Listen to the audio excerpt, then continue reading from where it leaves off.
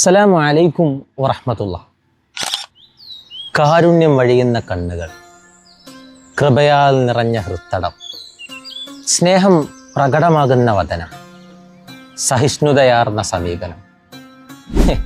ഇതൊക്കെ എന്താന്നോ?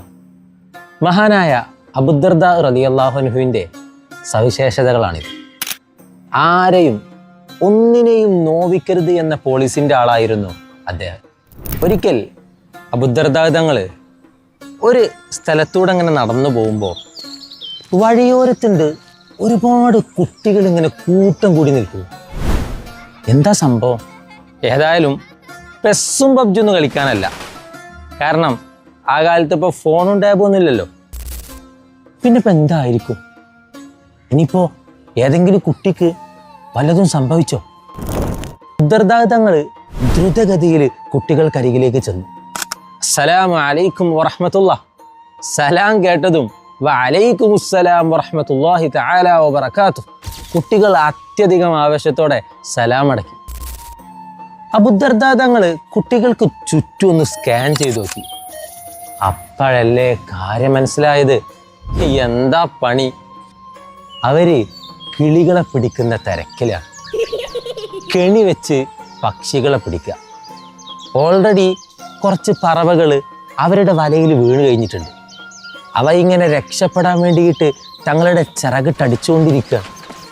പാവം അബൂദർദാ തങ്ങൾക്ക് ആ കിളികളുടെ അവസ്ഥ കണ്ടപ്പോൾ വല്ലാത്ത സങ്കടമായി.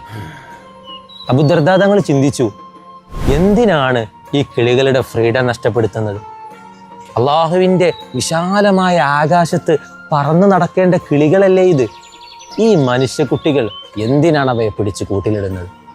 പക്ഷേ ഈ കാര്യം നേരിട്ട് കുട്ടികളോട് പറഞ്ഞ തന്തവൈബ് എന്ന് പറഞ്ഞ് കുട്ടികൾ ഒരു പക്ഷേ തന്നെ പരിഹസിച്ചു വിടും.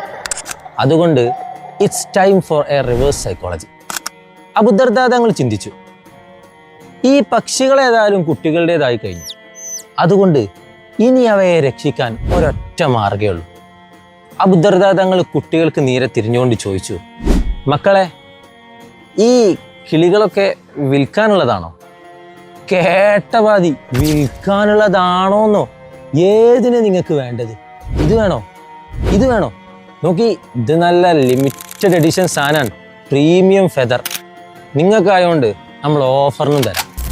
കുട്ടികളെ വിലപേശലും വിശദീകരണമൊക്കെ കഴിഞ്ഞപ്പോൾ അബൂദർദാ തങ്ങൾ തന്നെ പക്ഷികൾക്കൊരു വില പറഞ്ഞു.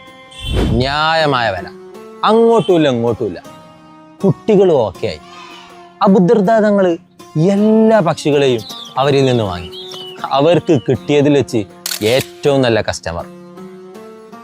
കിളികളൊക്കെ വാങ്ങിയ ശേഷം അബൂദർദാ തങ്ങൾ കുട്ടികളെല്ലാവരെയും തൻ്റെ അരികിലേക്ക് വിളിച്ചു. മക്കളെ, വാന സീ എ മാജിക്? ഞാൻ നിങ്ങൾക്കൊരു മാജിക് കാണിച്ചു തരാം. മാജിക്കോ? കുട്ടികൾക്ക് ആകാംക്ഷയായി. അബൂദർദാ തങ്ങൾ കുട്ടികളോട് പറഞ്ഞു, കീപ് ഡിസ്റ്റൻസ്, ഒന്ന് അകലം പാലിക്കി. കുട്ടികൾക്ക് ആകെ ജിജ്ഞാസായി. അബൂദർദാ തങ്ങൾ മെല്ലെ മെല്ലെ വലയിങ്ങനെ പൊക്കിയിട്ട് ഓരോ പക്ഷികളെയായിട്ട് ഇങ്ങനെ എടുത്തു. എന്നിട്ട് അവയുടെ കാലുകളിലെ കെട്ടുകൾ അയച്ചു. ശേഷം സ്നേഹത്തോടെ തലോടിക്കൊണ്ട് ഓരോരുത്തരെയായി വിഹായസിലേക്ക് സ്വതന്ത്രരാക്കി പറത്തിവിട്ടു. പുതുജീവൻ കിട്ടിയ സന്തോഷത്തിൽ ആ പക്ഷികൾ ചിറകിട്ടടിച്ചുകൊണ്ട് ആകാശത്തേക്ക് ഇങ്ങനെ പറന്നുപോയി. കുട്ടികൾ ഇത് കണ്ട് അമ്പരന്നു.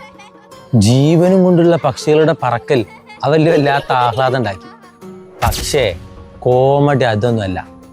പല സന്ധ്യകളിലും ഒരു ഡെയിലി എപ്പിസോഡ് പോലെ ഈ സംഭവം തുടർന്നു. കുട്ടികൾ കെണിവെച്ച് പക്ഷികളെ പിടിക്കുന്നു. അബൂദർദാ തങ്ങൾ അവരിൽ നിന്നത് വാങ്ങുന്നു, പക്ഷികളെ സ്വതന്ത്രരാക്കി വിടുന്നു. കുട്ടികൾ പിടിക്കുന്നു, അബൂദർദാ തങ്ങൾ വാങ്ങുന്നു, സ്വതന്ത്രരാക്കി വിടുന്നു. ഇതിങ്ങനെ തുടർന്നു. എന്താലേ? പക്ഷേ കാലക്രമേണ കുട്ടികൾക്ക് കാര്യം മനസ്സിലായി. അങ്ങനെ അവരാ പതിവ് നിർത്തി. മഹാനായ അബൂദർദാ തങ്ങൾ തനിക്ക് ശരിയെന്ന് മനസ്സിലായ കാര്യം ആ കുഞ്ഞു മനസ്സുകൾക്ക് മേൽ അടിച്ചേൽപ്പിക്കാൻ ശ്രമിച്ചില്ല. ഒരിക്കൽ പോലും അവരോട് ദേഷ്യപ്പെട്ട് സംസാരിച്ചില്ല. ഒച്ച വെച്ച് അവരാട്ടി ഓടിച്ചില്ല. ഇന്ന് പലരും ചെയ്യുന്നത് പോലെ അബൂദർദാ തങ്ങൾക്ക് വേണമെന്ന് വിചാരിച്ച അത് ചെയ്യാവുന്നതേ ഉണ്ടായിരുന്നുള്ളൂ. പ്രത്യേകിച്ച് ചെറിയ കുട്ടികളുടെ മനസ്സിൽ പോലും വലിയ സ്ഥാനമുണ്ടായിരുന്ന ആളായിരുന്നു അബൂദർദാ തങ്ങൾ. പക്ഷേ ഇസ്ലാം നിഷ്കർഷിക്കുന്ന കുട്ടികളോടുള്ള സമീപനം അതല്ല എന്ന് അബൂദർദാ തങ്ങൾക്ക് അറിയായിരുന്നു. So he taught them through his actions rather than shouting at them. പുണ്യ നബിയുടെ കുടിലിൽ 10 വർഷത്തിലേറെ സേവകനായി താമസിച്ച അനസ് ബിൻ മാലിക് റളിയല്ലാഹു അൻഹു പറഞ്ഞത്, അതിലൊരിക്കൽ പോലും ആ ബാലനോട് പുണ്യ നബി എന്തിനാടാ നീ അത് ചെയ്തതെന്നോ നീ എന്തേ അത് ചെയ്യാതിരുന്നത് എന്നോ ചോദിച്ചിട്ടില്ല എന്നായിരുന്നു. പുണ്യ നബി പറഞ്ഞില്ലേ, ലൈസ മിന്നാ മൻ ലം യർഹം സഗീറന. കുട്ടികളോട് കരുണ കാണിക്കാത്തവൻ എന്തിനാണ് ഒരു മുസ്ലിമാണ് എന്ന് പറയുന്നത്?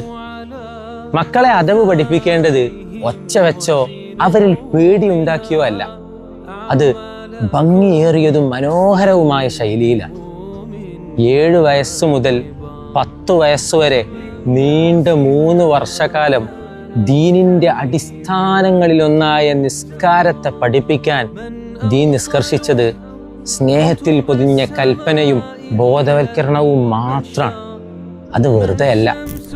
സമൂഹത്തിൽ ഇന്ന് ചിലരെ കുറിച്ച് ഓർക്കുമ്പോൾ തന്നെ ചില കുട്ടികൾക്ക് ഉള്ളിൽ വെറുപ്പും നീരസവും ദേഷ്യവും വരുന്നതിൻ്റെ ഒരു കാരണവും ഈ പാരന്റിങ്ങിൻ്റെയും പെരുമാറ്റത്തിൻ്റെയും കുറവ് കൊണ്ടാണ്.